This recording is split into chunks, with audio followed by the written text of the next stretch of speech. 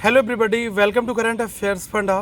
दोस्तों, आप में से कई सारे ऐसे लोग होंगे जो आरबीआई ग्रेड बी एग्जामिनेशन की तैयारी कर रहे होंगे और फेज़ 1 में अपीयर करने वाले भी होंगे।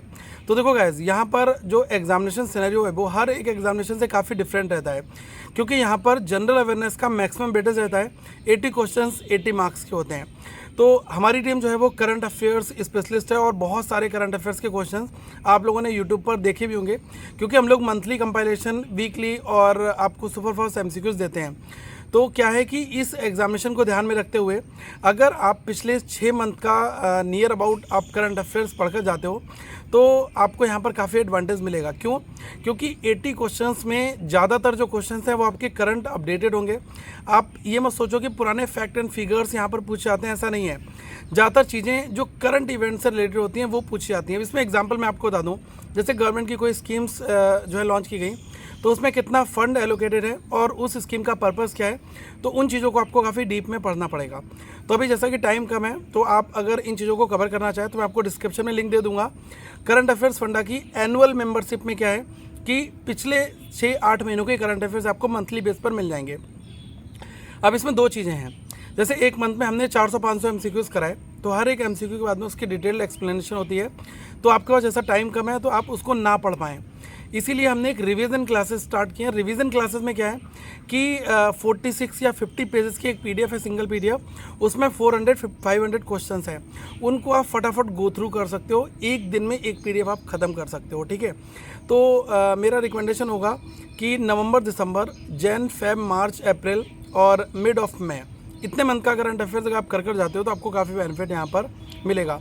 और ये जो सारी पीडीएफ हैं, एक कंप्लीट स्पेस जो करंट अफेयर्स फंडा का मोबाइल एप्लीकेशन है, वहाँ पर आप सभी को मिल जाएंगी।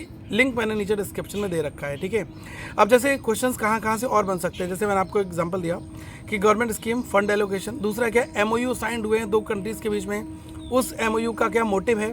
ठीक है, उस एमओयू में क्या सपोर्ट होगा, क्या असिस्टेंस होगा। ठीक है, कौन सी कंट्री को क्या चीज़ मिलने वाली है।